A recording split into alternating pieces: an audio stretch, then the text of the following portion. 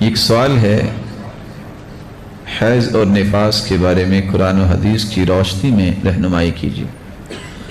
حیض کی مدت کتنے دن ہے، اور اگر 10 دن کے بعد بھی خون جاری ہو تو نمازوں کے بارے میں کیا حکم ہے؟ نفاس کی حد کتنے دن ہے؟ اگر 40 دن بعد بھی خون نہ رکے تو نماز روزے کا حکم کیا ہے؟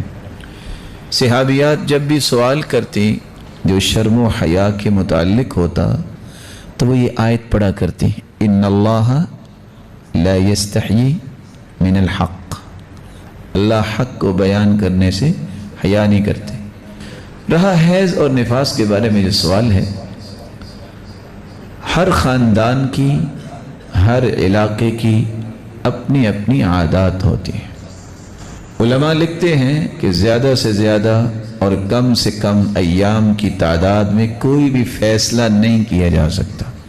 کسی نے زیادہ سے زیادہ تعداد 15 لکھی ہے، کسی نے 12 دن، کسی نے اس سے بھی زیادہ، اور صحیح بخاری میں تو امام بخاری روایت لے کے آئے ہیں کہ ایک عورت جس کو ایک مہینے میں 3 مرتبہ حیض آتا تھا، تو اس کی کوئی بھی ایسا ضابطہ نہیں۔ حالات و واقعات کے مطابق ہر خاندان کی اپنی عادت ہے، جو گرم علاقے ہیں ان کی اپنی عادت ہے، لیکن ہر خاندان کی عادت بھی معروف ہوتی ہے۔ ان کو علم ہوتا ہے کہ عموماً یہ 6 دن یا 8 دن یا 10 دن اگر یہ خون کا جریان ہوتا ہے تو اس وقت نماز نہیں پڑھتے، روزہ نہیں رکھتے، لیکن اگر وہ دن گزرنے کے بعد بھی خون جاری رہے تو پھر وہ حیض کا خون شمار نہیں ہوگا۔ لیکن پہچان کیسے ہوگی؟ ان اللہ لا یستحیی من الحق، اللہ تعالیٰ حق کو بیان کرنے سے حیا نہیں کرتے۔ حیض کا خون یہ گاڑھا ہوتا ہے، عام خون وہ اس طرح نہیں ہوتا۔ حیض کا خون وہ سیاہی نما ہوتا ہے، عام خون کی رنگت ایسے نہیں ہوتی۔ حیض کا خون سمیلی ہوتا ہے، عام خون سمیلی نہیں ہوتا۔ یہ 3 علامتیں یاد رہنی چاہیے۔ اگر اس کے بعد بھی خون کا جریان ہے تو وہ استحاضہ ہوگا۔ استحاضہ کس کو کہتے ہیں؟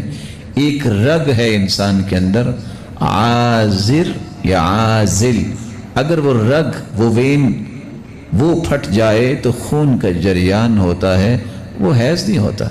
اگر استحاضہ کا خون آئے تو پھر نماز پڑھتے ہیں، پھر روزہ بھی رکھتے ہیں، بلکہ صحابیہ نے اعتکاف بھی کی ہے اور ساتھ نیچے تھال رکھ لیا کرتی تھی۔ تو دونوں میں یہ فرق سمجھنا چاہیے۔ اسی طرح نفاس جو ہے، جب بچہ پیدا ہوتا ہے تو 40 دن تک یہ نفاس کے دن ہیں، یہ آخری مدت ہے۔ لیکن اگر خون 20 دن کے بعد منقطع ہو گیا ہے اور منقطع ہی رہا ہے، 1 دن، 2 دن، 5 دن، 10 دن منقطع ہی رہا ہے اور کوئی بھی آثار نہیں ہے، تو اس عورت کو نماز پڑھنی چاہیے۔ یہ اقصی مدت ہے، 40 دن نفاس کا خون رہتا ہے، لیکن اگر اس کے بعد بھی جاری رہا ہے اس کا اعتبار نہیں کیا جائے گا، اس کو نماز پڑھنی ہوگی اور روزہ